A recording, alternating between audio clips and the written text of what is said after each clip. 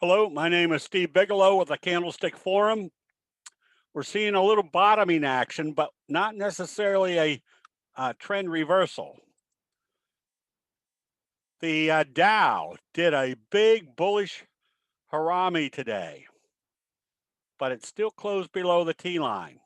And the stochastics haven't gotten to the oversold area yet.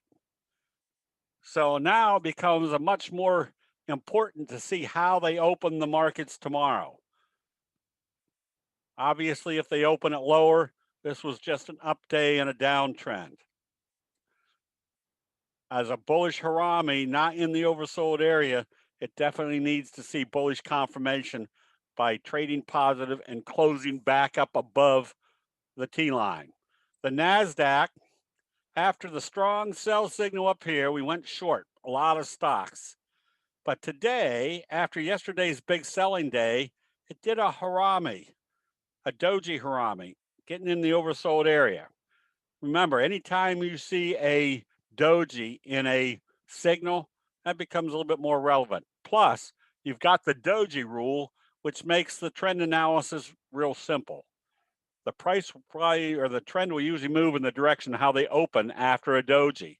In this case, if we see things opening positive, you can anticipate at least there's going to be a bounce back up to the T line.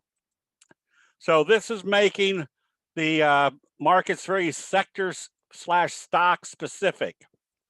We shorted AV or ARVL on the close today because you can see how it was starting to roll over. And there's a downtrend. And I think, I don't know why it's not on here, the 50-day moving average was right in here.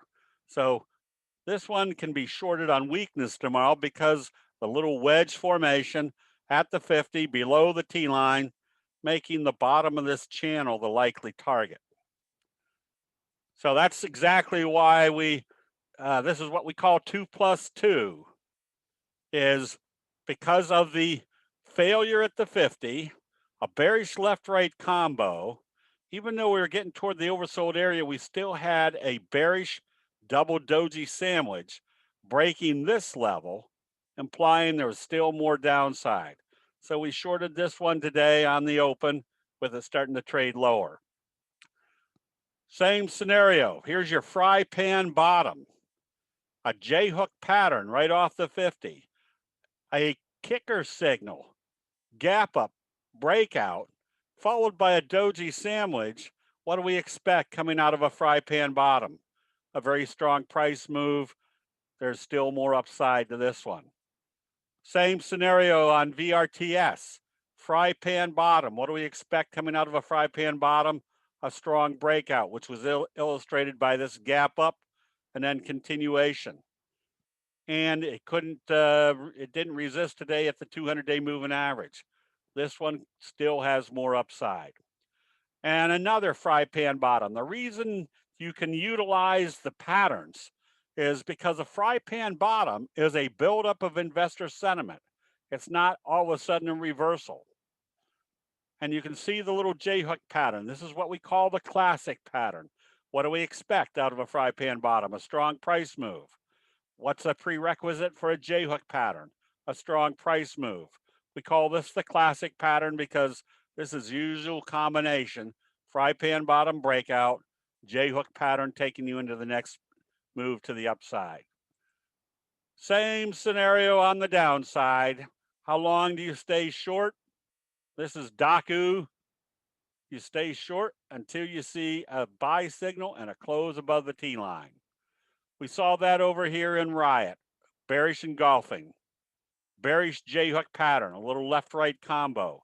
Where was the next likely target if this was wave one? The 200-day moving average. So what does that do for us?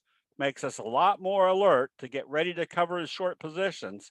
If it's here at the 200, the level everybody else is watching in the oversold area, we start covering our short position if it starts showing any buying down here. So the NASDAQ, again, will give us a good indication of which way the trend is going to go based upon how they open this tomorrow. Again, with the market trading positive in the Dow, and the NASDAQ still trading kind of lower, even though it opened or traded positive. Notice that it traded below the open. Told you there wasn't a lot of bullish strength there yet. But if they open this positive tomorrow after the Doji, at least expect a bounce up here.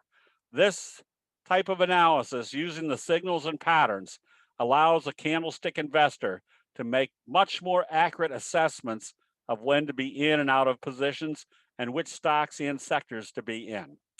That'll be it. We'll see you in the chat rooms.